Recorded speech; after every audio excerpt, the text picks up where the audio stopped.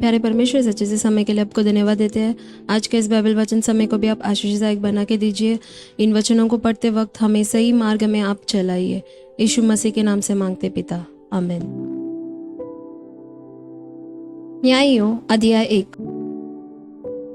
यहोशू के मरने के बाद इजरायलियों ने यहोवा से पूछा, कनानियों के विरुद्ध लड़ने को हमारी ओर से पहले कौन चढ़ाई करेगा? यहोवा ने उत्तर दिया, यहूदा चढ़ाई करेगा। सुनो, मैंने इस देश को उसके हाथ में दे दिया है। तब यहूदा ने अपने भाई शिमोन से कहा, मेरे संग मेरे बाग में आ, कि हम कनानियों से लड़े, और मैं भी तेरे बाग में जाऊंगा। अतः शिमोन उसके संग चला, और यहूदा ने चढ़ाई की, और यहोवा ने कनानियों और परिज्जियों को उसके हाथ में कर दिया। तब उन्होंने बेजेक में उनमें से 10,000 पुरुष मार डाले, और बेजेक में अदोनी बेजेक को पाकर वे उससे लड़े और कनानियों और परिज्जियों को मार डाला, परंतु अदोनी बेजेक भागा। तब उन्होंने उसका पीछा करके उसे पकड़ लिया और उसके हाथ पांव के अंगूठे काट डाले। तब अदोनी बेजेक ने कहा, हाथ पांव के अंगूठे काटे हुए 70 राजा मेरी मेज के नीचे टुकड़े बीनते थे। जैसा मैंने किया था वैसा ही बदला परमेश्वर ने मुझे दिया है। तब वे उसे यरूशलेम को ले गए और वहां वह मर गया। तब यहूदियों ने यरूशलेम से लड़कर उसे ले लिया और तलवार से उसके निवासियों को मार डाला और नगर को फूंक दिया। और तब यहूदी पहाड़ी देश और दक्षिण देश और नीचे के देश में रहने वाले कनानियों से लड़ने को गए, और यहूदा ने उन कनानियों पर चढ़ाई की जो हेब्रोन में रहते थे। हेब्रोन का नाम पूर्व काल में किरियत अर्बा था, और उन्होंने शेशाय, अहीमन और तलमाई को मार डाला। वहां से उसने जाकर दबीर के निवासियों पर चढ़ाई की। दबीर का नाम पूर्व काल में किरियत सपेर था। तब कालेब ने कहा, जो किरियत सपेर को मार के ले उससे मैं अपनी बेटी अक्सा का विवाह कर दूंगा। इस पर कालेब के छोटे भाई कनजी ओतनीएल ने उसे ले लिया, और उसने उसे अपनी बेटी अक्सा का विवाह कर दिया। और जब वह ओतनीएल के पास आई, तब उसने उसको अपने पिता से कुछ भूमि मांगने को उबारा। फिर वह अपने गधे पर से उतरी। तब कालेब ने उससे पूछा, तू क्या चाहती है? वह उससे बोली, मुझे आशीर्वाद दे। जब तूने मुझे दक्षिण देश दिया है तो जल के सोते भी दे। इस प्रकार कालेब ने उसको ऊपर और नीचे के दोनों सोते दे दिए। मूसा के साले एक केनी मनुष्य की संतान यहूदी के संग खजूर वाले नगर से यहूदा के जंगल में गए, जो अराद के दक्षिण की ओर है, और जाकर इजरायली लोगों के साथ रहने लगे। फिर यहूदा ने अपने भाई शिमोन के संग जाकर सपत में रहने वाले कनानियों को मार लिया और उस नगर का सत्यानाश कर डाला। इसलिए उस नगर का नाम होर्मा पड़ा। और यहूदा ने चारों ओर की भूमि समेत अज्जा, अश्कलोन और एक्रोन को ले लिया। यहोवा यहूदा के साथ रहा, इसलिए उसने पहाड़ी देश के निवासियों को निकाल दिया, परंतु तराई के निवासियों के पास लोहे के रथ थे, इसलिए वह उन्हें न निकाल सका। और उन्होंने मूसा के कहने के अनुसार हेब्रोन कालेब को दे दिया, और उसने वहां से अनाक के तीनों पुत्रों को निकाल दिया। और यरूशलेम में रहने वाले यबूसियों को बिन्यामीनियों ने न निकाला, इसलिए यबूसी आज के दिन तक यरूशलेम में बिन्यामीनियों के संग रहते हैं। फिर यूसुफ के घराने ने बेतेल पर चढ़ाई की, और यहोवा उनके संग था। और यूसुफ के घराने ने बेतेल का बेद लेने को लोग भेजे, और उस नगर का नाम पूर्व काल में लूज था।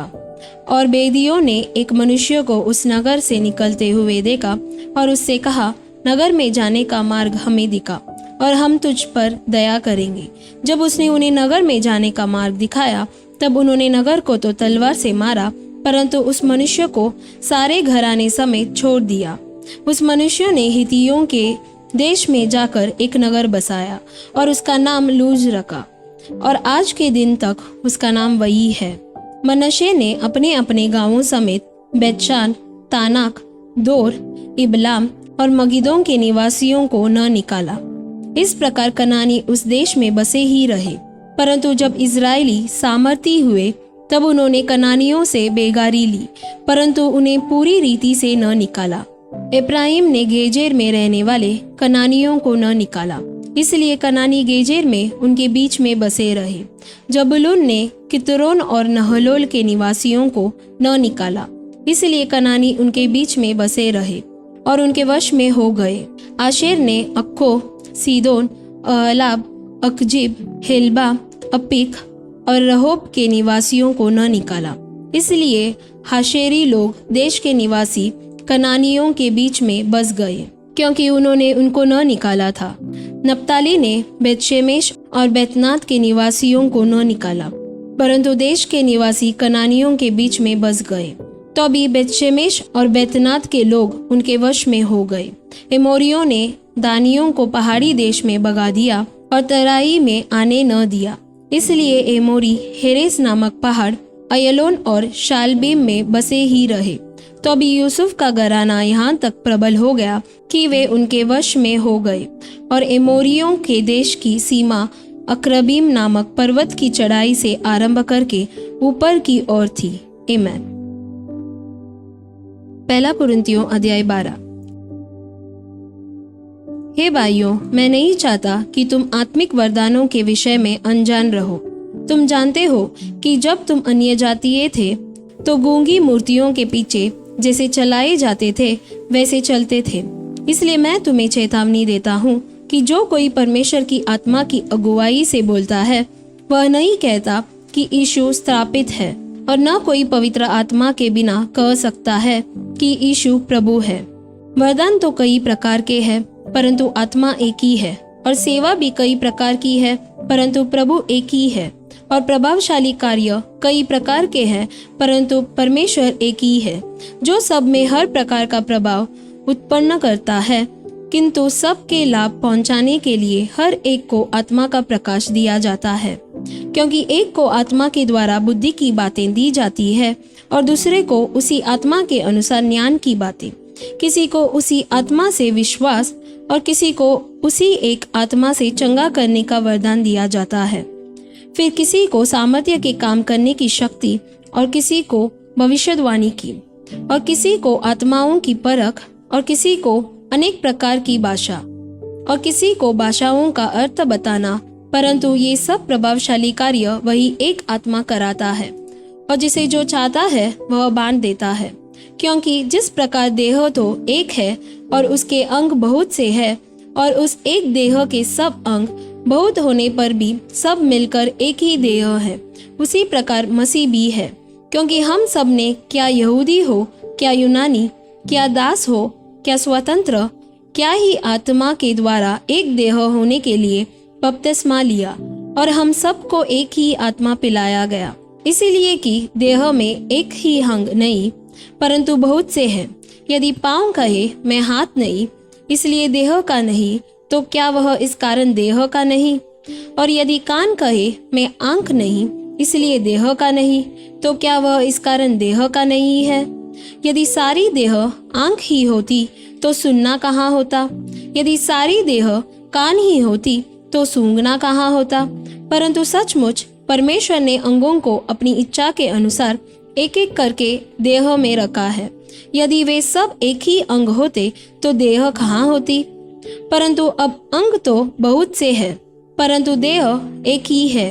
आंख हाथ से नहीं कह सकती मुझे तेरी आवश्यकता नहीं, और न सिर पाँवों से कह सकता है मुझे तुम्हारी आवश्यकता नहीं।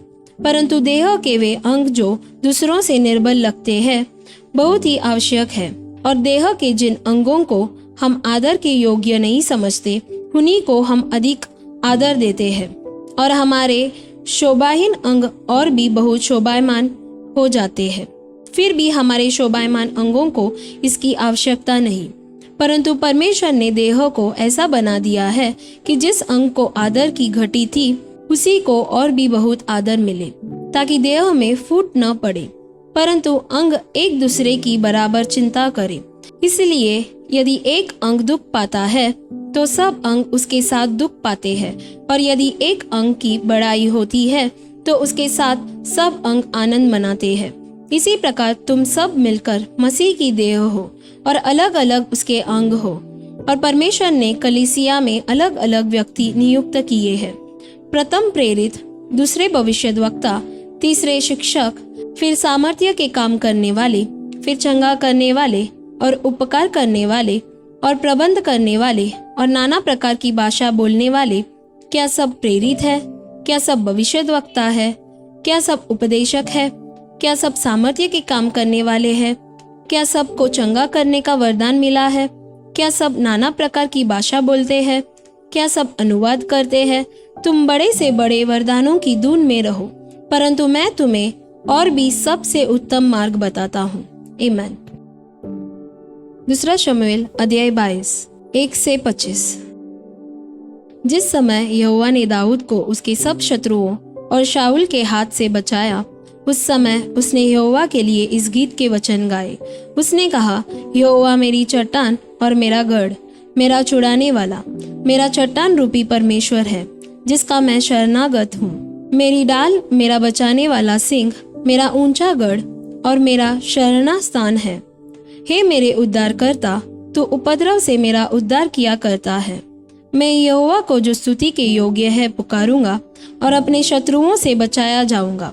मृत्यु की तरंगों ने तो मेरे चारों ओर घेरा डाला, नास्तिकपन की धाराओं ने मुझको घबरा दिया था। अधलोक की रस्सियां मेरे चारों ओर थीं, मृत्यु के फंदे मेरे सामने थे।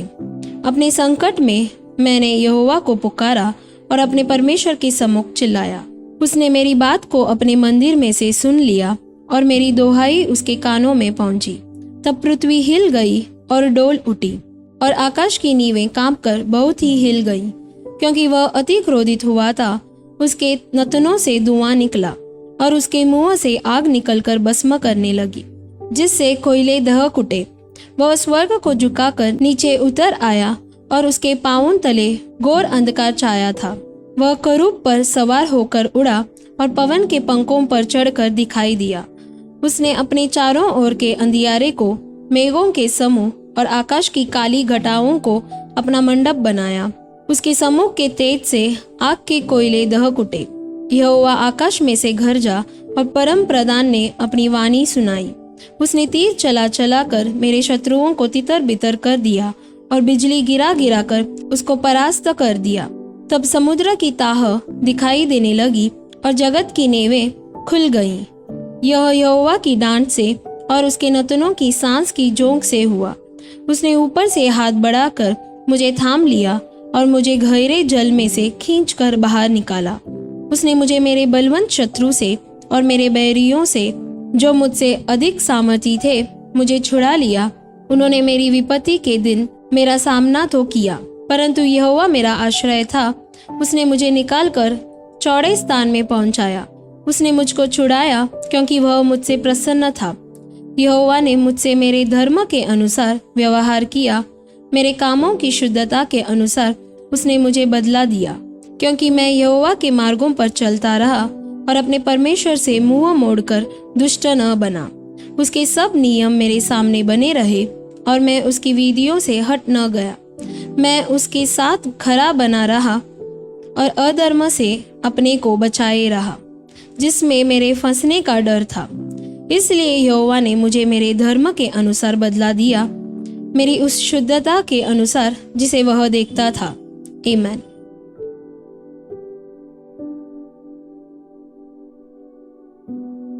प्यारे परमेश्वर, सच्चे से समय के लिए आपको धन्यवाद देते हैं। जैसे हम पढ़े थे परमेश्वर, हमारे देह के अंग सब एक दूसरे से जुड़े हुए हैं, उसी प्रकार हम भी आपके साथ हमेशा जुड़े रहने के लिए प्रार्थना करते हैं। जैसे दाऊद को अपने सारे शत्रुओं से और शाऊल से बचाया, उसी प्रकार परमेश्वर हमें भी आप बचाइए। हमारा भी आप चट्टान और शरणागत बनकर हम भी आपके ऊपर पूरा भरोसा रखने के लिए आप हमें मदद कीजिए। यीशु मसीह के नाम से मांगते पिता, आमीन। God bless you.